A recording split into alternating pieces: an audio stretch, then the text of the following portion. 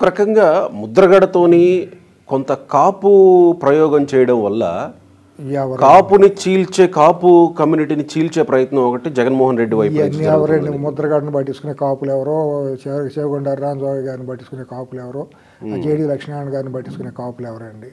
వీళ్ళు ఎవరికాళ్ళే మేమే ఒక కాపు వర్గానికి నాయకులు వీళ్ళంతా వీళ్ళు జబ్బలు జరుచుకుంటే తప్పించి వీళ్ళకి అక్కడ అసలు ఎవరు గుర్తింపు లేదు, ఏమీ లేదు. వీళ్ళు ఏ ప్రయోజనాల కోసం చేస్తున్నారు అనేది అందరికి అర్థమైపోయింది. వీళ్ళు కేవలం వాళ్ళ కాపు కార్డు వాడేది, లేకపోతే జేడి లక్ష్మీనారాయణ గారు వాళ్ళ రాజకీయ పార్టీ పెట్టిన ఏదో చేస్తానని చెప్పేది ఇదంతా కూడా జగన్ కోసం చేస్తున్నారు అనేది చిన్నపిల్లలు కూడా అనుకునే పరిస్థితిలోకి వచ్చేసింది. అక్కడ కాపులు ఎవరో కూడా వీళ్ళని నమ్మేసి వీళ్ళు మా కాపు నాయకులని ఎవరో కూడా వెళ్ళే పరిస్థితి లేదు అక్కడ.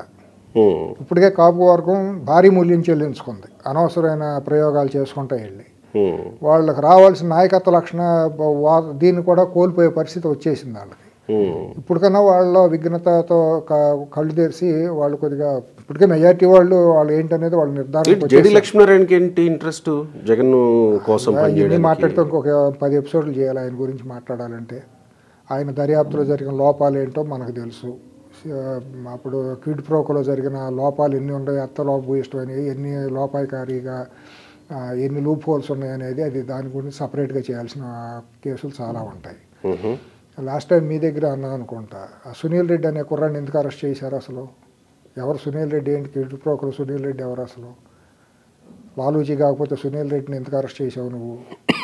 చిత్తశుద్ధి ఉంటే దాంట్లో ఎందుకు అరెస్ట్ చేస్తావు? అతనికి అక్యూజ్డ్కి సపోర్ట్ చేయడం కోసం, సెల్లో తోడుగా ఉండటం కోసం ఒక కుర్రాన్ని పెట్టాలి కాబట్టి దాంట్లో లోపాయకారి ఒప్పందంలో భాగంగా సునీల్ రెడ్డి అనే కుర్రాన్ని అరెస్ట్ చేసావు. సునీల్ రెడ్డి ఏ కంపెనీలో భాగస్వామి మీకు గుర్తుందా? చెంచల్గూడ జైల్లో జగన్మోహన్ రెడ్డితో పాటు జైల్లో సెల్లో ఉండే ఎవరు? సునీల్ రెడ్డి, ఒక సర్వేయర్ కొడుకు. ఇప్పుడు ఎక్కడ ఉన్నాడు అతను? ఆ మంత్రి కాదు, ఎమ్మెల్యే కాదు, ఒక ఐఏఎస్ కాదు, ఒక ఐపీఎస్ కాదు. ఓన్లీ సెల్లో జైల్లో సెల్లో సపోర్ట్ ఒక అసిస్టెంట్గా ఉండటం కోసం ఒక మనిషిని పెట్టారు అక్కడ.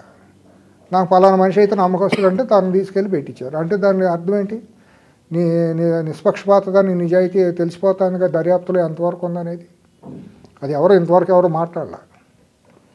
మీరు అర్థం చేసుకోండి. దర్యాప్తు నిఖార్సుగా దర్యాప్తు జరిగితే మరి ఆ అమాయకుడు సునీల్ రెడ్డి అనే కుర్రాన్ని తీసుకెళ్ళి అరెస్ట్ చేయకూడదు కదా. మరి అక్కడే ఇంత సూక్ష్మ పరిశీలన ప్రజలందరికీ ఉంటుందా? లక్ష్మీనారాయణ జగన్ కోసమే పార్టీ పెట్టారు అని చర్చించారు. ఇవాళ నేను ఈ సునీల్ రెడ్డి అనేది ఇవాళ వరకు ఎవరు మాట్లాడాలి. నేను ఇప్పుడు 10 ఏళ్ళ నుంచి నాకు తెలుసు. నేను అప్పుడే అబ్జర్వ్ చేస్తా వచ్చి ఏంటిది క్రిమినల్ ఇది ఎంక్వైరీ తప్పుదారి పట్టింది, ఎక్కడో తేడా కొడుతుంది అని నేను అప్పుడే అనుకున్నా. అప్పటి నుంచి నాకు ఆయన జేడి లక్ష్మీనారాయణ గారి మీద నాకు వేరే ఇంకొక కేసులో కూడా నేను ఒక పెద్ద స్కామ్ విషయంలో కూడా ఆయన ఇక్కడ జేడీగా ఉండగా ఒక కంప్లైంట్ ఇవ్వడం జరిగింది.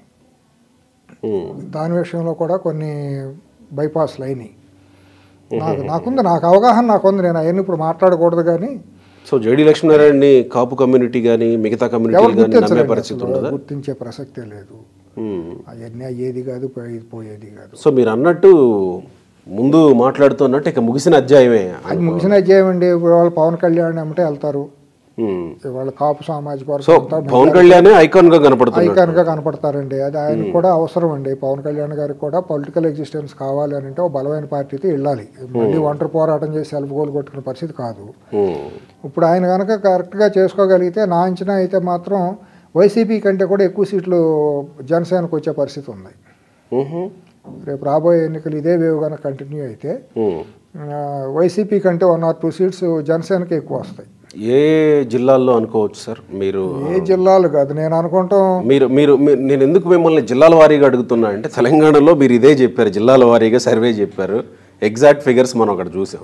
అంతే, మనం 5 తగ్గినాయి, 5 కూడా ఎక్కడ తగ్గినాయి కూడా తెలుసుకున్నాం. ఇవాళ కూడా నాకు ఉత్తరాంధ్ర నుంచి మీరు మొదలెడితే పశ్చిమ గోదావరి జిల్లా పాత జిల్లాల వరకు తీసుకుంటే ఎక్కడా కూడా 1-2 సీట్లు వస్తాయని గ్యారంటీకి ఈ సీట్ గెలుస్తుందని చెప్పే పరిస్థితి వైసీపీకి లేదు. 2 తూర్పు గోదావరి పశ్చిమ గోదావరి జిల్లాలో 1 సీటు రాదు. 1 సీటు రాదు. ఏమన్నా విజయనగరం, శ్రీకాకుళం, విజయనగరంలో 1 or 2 సీట్స్ వస్తాయి 3 కలిపితే. అది కూడా పొరపాటున. ఏది విజయనగరం స్వీప్ అయిన జిల్లాల్లో కూడా అంతే 2 సీట్లు అలాంటి చీపురుపల్లి ఏమీ లేదు, ఇలాంటివి ఏమీ లేదు. అవి కూడా పోతాయి. 2 సీట్లు వస్తాయి అక్కడ అంతే. తర్వాత మీకు కృష్ణా జిల్లాలో కూడా పరిస్థితి చూస్తే ఎక్కడ కూడా ఏమీ పాత రోజుల్లో లాగా లేదు, అక్కడ అస్తవ్యస్తంగానే ఉంది. అంటే మనం జనసేన గురించి మాట్లాడుతున్నాం, నేను వైసీపీ గురించి చెబుతున్నా. అదే అంటుంది, వైసీపీకి జనసేనకు వచ్చిన సీట్లు కూడా రావని చెబుతున్నా. ఏమన్నా వస్తే వైసీపీకి ఒక 10-12 సీట్లు రాయలసీమ ఈ నెల్లూరు ప్రాంతంలోనే రావాలి తప్పించి ఇంకెక్కడా లేవు. నా అంచనా అయితే మాత్రం ఇవాళ కొండ పరిస్థితుల్లో నాకుండా అవగాహన, నేను చేసిన దీని ప్రకారం నాకున్న ఇన్పుట్స్ ప్రకారం అయితే 20 సీట్లు మించదేమని నేను గట్టిగా అనుకుంటున్నాను. వైసీపీకి 20 సీట్లు మించకపోవచ్చు. ఇంతకుముందు ఎస్సీ నియోజకవర్గాల్లో 29 నియోజకవర్గాల్లో 27 గెలిచింది కదా. ఇప్పుడు ఎక్కడా లేదు. ఇప్పుడు గెలిచినా కూడా ఎస్సీ ఎస్టీ నియోజకవర్గాల్లో ఎక్కడన్నా వస్తే ఒక 4-5 వస్తాయేమో. తగ్గిమాయి ఫ్యాక్షన్ జోన్లో ఉన్న కొన్ని ఫేస్ వాల్యూలు పోల్ మేనేజ్మెంట్లో బాగా తెలుగుదేశం బలహీన పడిన చోట కొన్ని చోట్ల రావచ్చు. అంతమించి ఇంకెక్కడ కడపలో ఒక 4 రావచ్చు అండి, చిత్తూరులో ఒక 4 రావచ్చు, అనంతపురం కర్నూలులో ఎక్కడ కూడా పరిస్థితి కనపట్ల వస్తే 2 వేసుకోండి, 2-3 వేసుకోండి. ఈ 4 జిల్లాల్లో 10-12 వేసుకుంటున్నాం అంతే. మీకు నెల్లూరు నుంచి మొదలెడితే శ్రీకాకుళం వరకు 10 వేసుకోండి. 10 కనపట్టాల, 10 ఊరినే మనం ఉదారంగా వేయటమే. సో మీకు తెలియట్లా, నివురు గప్పి నిప్పులాగా ఉంది ప్రజల్లో వ్యతిరేకత. ఎప్పుడు వెళ్ళగక్కుదామా బయట పడదామా అనే ఇదిలో ఉంది. మీకు గంజాయి అనేది ఒక మహమ్మారిలాగా మారిపోయిందండి రాష్ట్రంలో. తర్వాత శాండ్ మాఫియా అయితే అడ్డగోలుగా ఉందండి. లిక్కరు, ఈ స్పూరియస్ లిక్కర్ అమ్మేసేసి ఆరోగ్యం పోయింది. దాని మీద ఇంతవరకు ఎవరు పట్టించుకోలేదు. కానీ వాళ్ళు కనుక తెలుగుదేశం బాధ్యత కలిగి తెలుగుదేశం కనుక ఆర్టీఐ కింద పెట్టి అన్ని ప్రభుత్వ ఆసుపత్రుల్లో కనుక డేటా బయటికి తీస్తే ఆర్టీఐ కింద లివర్ డ్యామేజ్తోనూ వీటితో వచ్చిన వాళ్ళు ఎంత ఉన్నారు, కిడ్నీ డ్యామేజ్ అయిన వాళ్ళు ఎంత ఉన్నారు అని కనుక ఒక డేటాను బయటికి తీయగలిగితే 2019 నుంచి ఇప్పుడు వరకు ఆ వ్యాధిగ్రస్తులు ఎంత పెరిగారో మనకు డేటా వస్తుంది.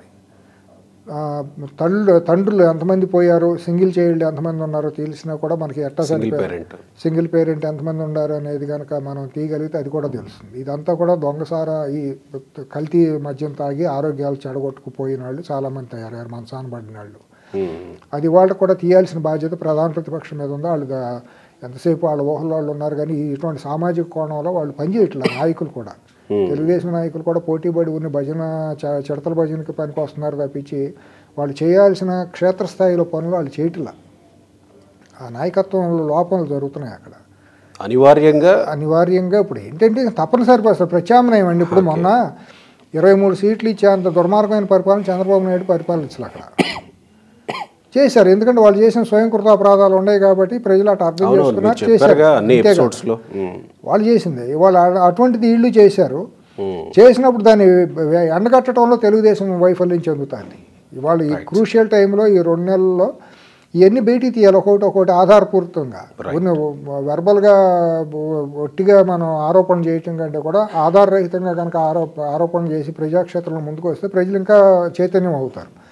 వీళ్ళు చెప్పకపోయినా కూడా ప్రజలు వాళ్ళు మాత్రం పీకల్లోతు అసంతృప్తితో తీవ్రమైన నైరాశ్యంలో ఉంది సమాజం అంతా కూడా. ఎంత త్వరగా బరువు తగ్గించుకుందామనే ఉద్దేశంలో ఉన్నారు తప్పించి అవతలాల మీద ప్రేమ కాదు. ఇప్పుడు ఎంత త్వరగా బరువు తగ్గించుకుంటే మనము మన పిల్లల భవిష్యత్తు బాగుంటుంది అనేది విస్తృతమైన అన్ని వర్గాల్లో కూడా వచ్చినటువంటి ఒక బలమైన ఇది. Right sir, thank you.